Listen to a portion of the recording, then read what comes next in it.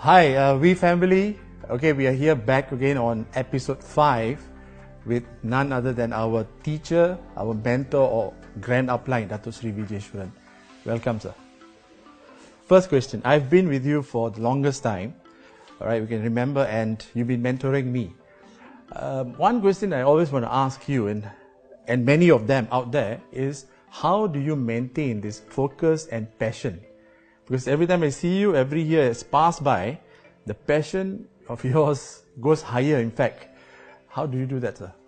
Well, it's I think the easiest way to look upon, say, my relationship with what I do is, in a sense, to look upon how you as a father would look upon a child.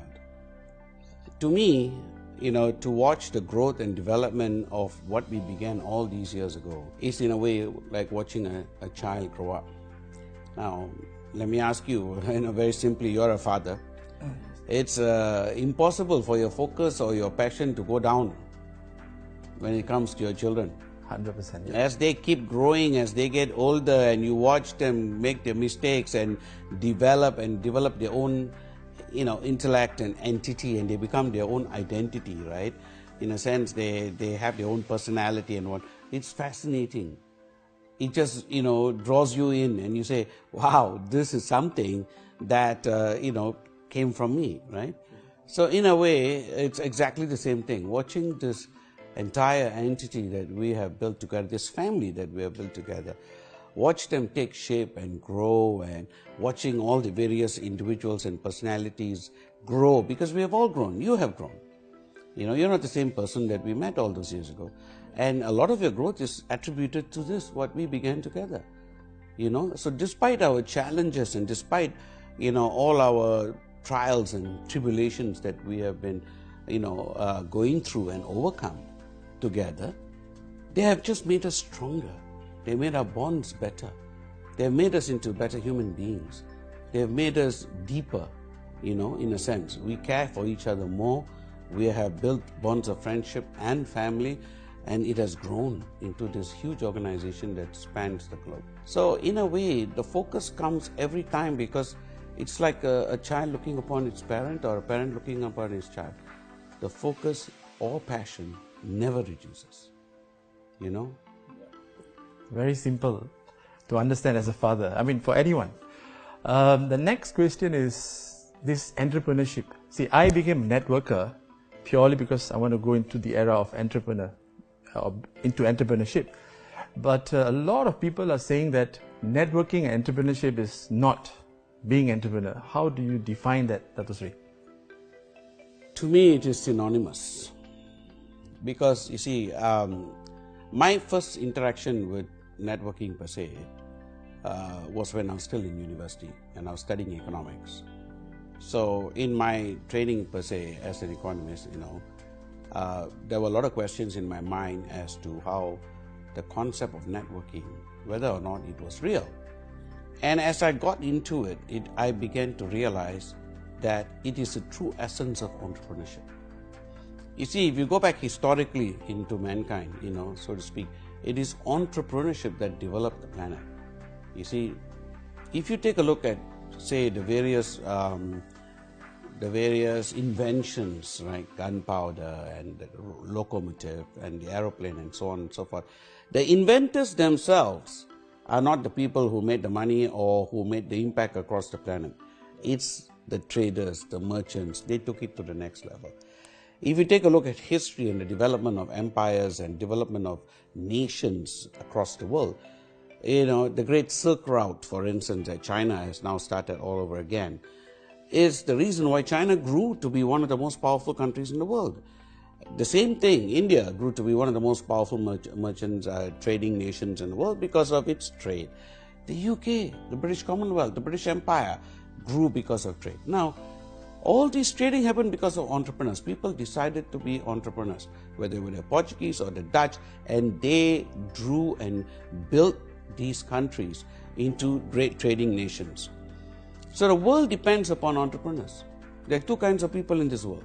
There are job seekers and there are job creators. I prefer to be a creator. And that's essentially what we are. As entrepreneurs, we create jobs. We basically take people out of the concept of employment per se into where they actually create more employment as well as become self-employed. Not only do they become self-employed, they create employment, you see. And in terms of entrepreneurship, what is entrepreneurship at the end of the day? It essentially means that you're standing on your own feet. Now, regardless of whatever product you are selling, whatever business you are engaged in, whatever activity you are doing, all of that is secondary to the fact that you are ultimately independent. You are ultimately buying, selling, transacting a product across the world, wherever it may be. And as long as there's a buyer and a seller involved, there's entrepreneurship. Are you with me? And that is essentially what we are. We are entrepreneurs. We empower entrepreneurship from day one. It has always been my belief that entrepreneurship has to be our final solution, so to speak. It is our way out of the issues and challenges that we have currently with unemployment all over the world. True. It's a mindset that we have, sadly. We have too many people who are grown up thinking, I have to find a job, I have to find a job. And therefore they come out being job seekers. And sadly, this has become something that has become prevalent among the universities across the world. We have such young, brilliant, intelligent people coming out of these universities with great futures and great potential ahead of them. And what are they brainwashed to do? Go and work for someone. And that's the fastest way to essentially kill any level of creativity you have inside of you. When you go work for someone, what happens? You get brainwashed. They want you to become them. So what happens to the ingenuity that you bring, to that the special plus that you bring in that comes from you? That only comes out in an entrepreneur. So if you take a look at universities in India, universities in the British Commonwealth and so on, they are basically brainwashed into believing I need to go out there and become, somebody's employee. But if you take a look at universities in China, in Hong Kong, in Taiwan, in Korea, if you talk to them, the graduates from these universities, they're not interested if they're interested in working, it's only to gain experience. But at the end of the day, if you ask them, what do you want to be in 5 or 10 years? They say, I want 100 people working for me. I want to be running my own business. I want to be independent. And that is the criteria. So the word financial freedom essentially applies only to entrepreneurs. And we are clearly empowering entrepreneurs. Very simple again. But like I said, around the world, that's what job is becoming very, scarce. Nobody's. The World Bank estimates, by 2025, there's going to be a need for another 700 million jobs. That's over the next 10 years. Now, there's no way, even if every nation on the planet, put aside its wars and differences and challenges and work together, they cannot create that many jobs. So what's going to happen in the next 10, 15, 20 years? Essentially, there is a great growth of computerization, of artificial intelligence, that has actually made factories now redundant and obsolete. Factories are becoming, from employing 500 people, they can do the same job with 50. Because of the automation, because of the growth in all of the, computer technology and so on and so forth. Hence, AI is going to remove jobs. Our children are basically not going to require driving licenses moving forward.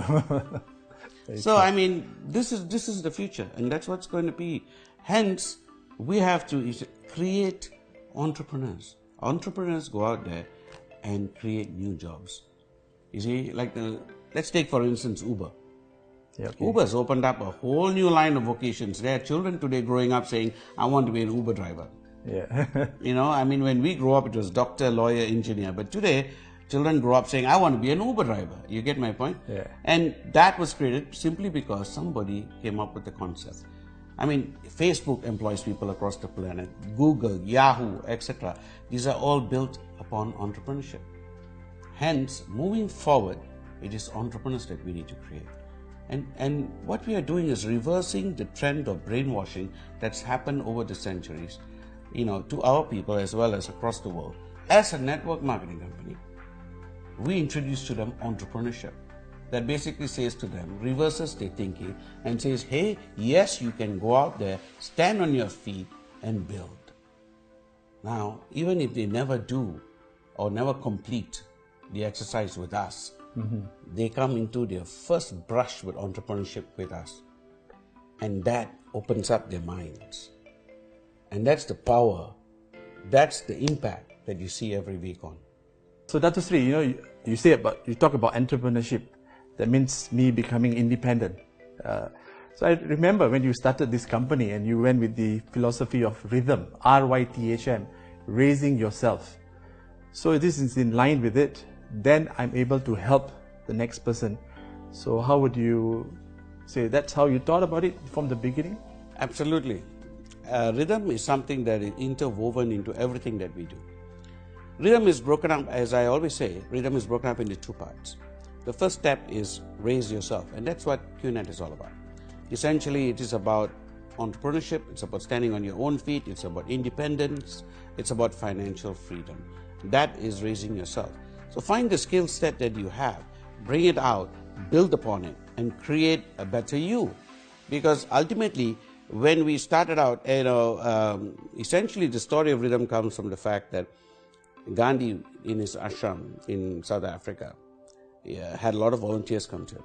So there was one of these volunteers who came up who was a university graduate. And there he was cleaning latrine, cleaning the toilets and sweeping the floors. And when Gandhi came across to him, he says, "What are you?" He says, "I'm an engineering graduate." "So what are you doing right now?" He says, "I've given up everything to come and serve you." So he says, "I have enough cleaners. I have enough people to clean toilets and work in the fields and do labor. What I need is doctors, lawyers, engineers. Go back, raise yourself. Then together we can help mankind." Now, from that story comes rhythm. Now, it is only when you have raised yourself to a certain level can you actually go out and change. And the beauty of what we do is that we raise others in order to raise ourselves. So it is basically what you might call a double impact, all right? We raise others in order for us to be raised.